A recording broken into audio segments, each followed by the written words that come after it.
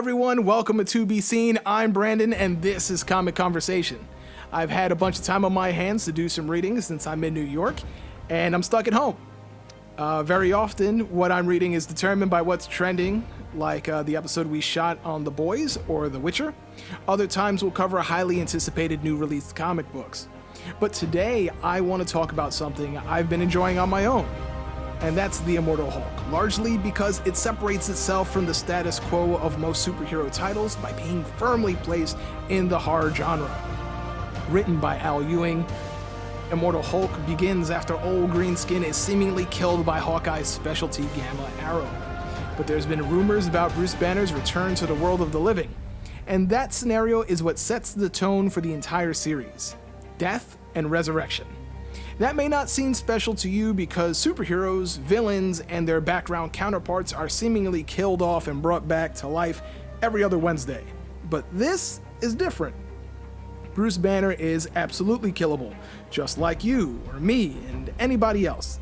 But if he is killed, when the moon rises, the Immortal Hulk is amongst us once again. This is kind of a throwback to the early days of the Hulk, when it wasn't a temper tantrum that transformed the good doctor, but a Mr. Hyde-like metamorphosis that only occurred in the evening time. This new Hulk also rises in the evening, but this personality is along with it a new one referred to as the Devil Hulk. I struggle to say something gratuitous, as this variation of the Hulk is the strongest one there is, but at the moment at least, it seems to be the one with the strongest will. It keeps tabs on the other personalities, protects Banner, spends the most time on the surface than any other iteration of Hulk, and even at times speaks in a protective, paternal fashion. But he does have an agenda, and we'll get to that later on. The existence of the Devil Hulk isn't the only new entry to the lexicon of Hulk lore, but also an otherworldly plane of existence on the other side of a green door. If our afterlife takes us to heaven or hell, all of the Gamma monsters walking the Marvel Universe find themselves in their own demonic plane. Yes, all of them. Hulk's not alone.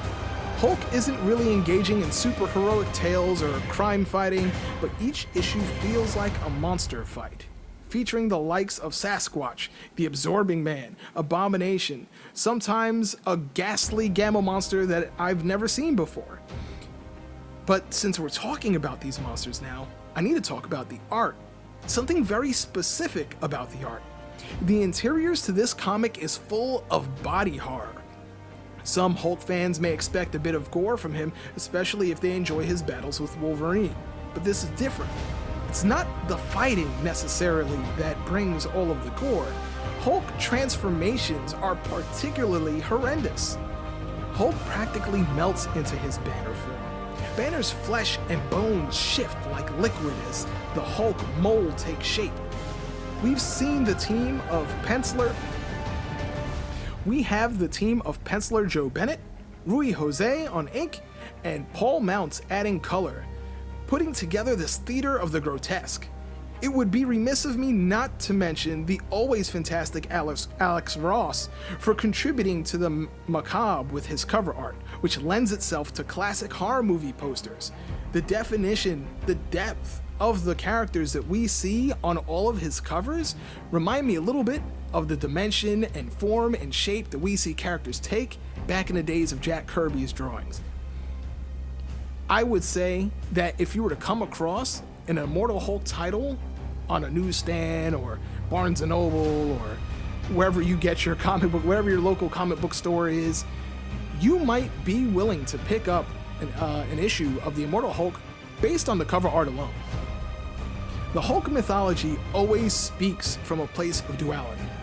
Is Bruce Banner man or monster? Is he good or evil? And while that's still true here, this time the microscope is no longer on Banner alone, but us as well. Each story begins with a quote as a foreword to the story. Sometimes it's a line from a movie, and more than a few times we see some Shakespeare as well.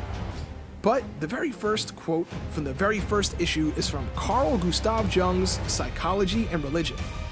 Man is, on the whole, less good than he imagines himself or wants to be.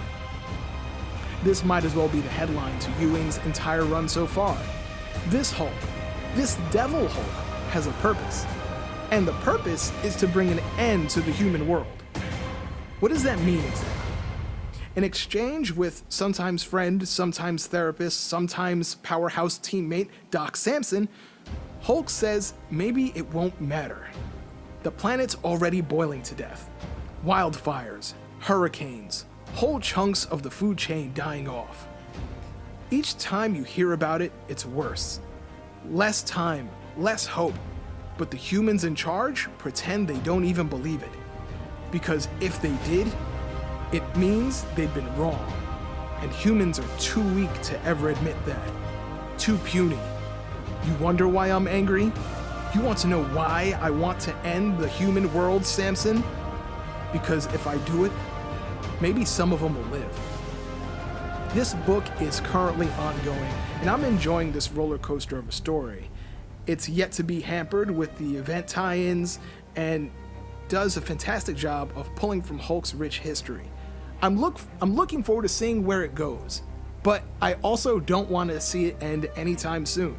I'm lucky I'm reading currently on Marvel Unlimited, so I'm at least 6 months behind where it's currently at in stores. And so I know I have at least 6 more issues, but I'm still hoping that we get years and years of content. But maybe I'm just selfish. This feels like it's in its own nook of the world, offering a different take of the Marvel Universe, a horror-centric side normally held aside for titles like Man-Thing, or Werewolf by Night, or Morbius.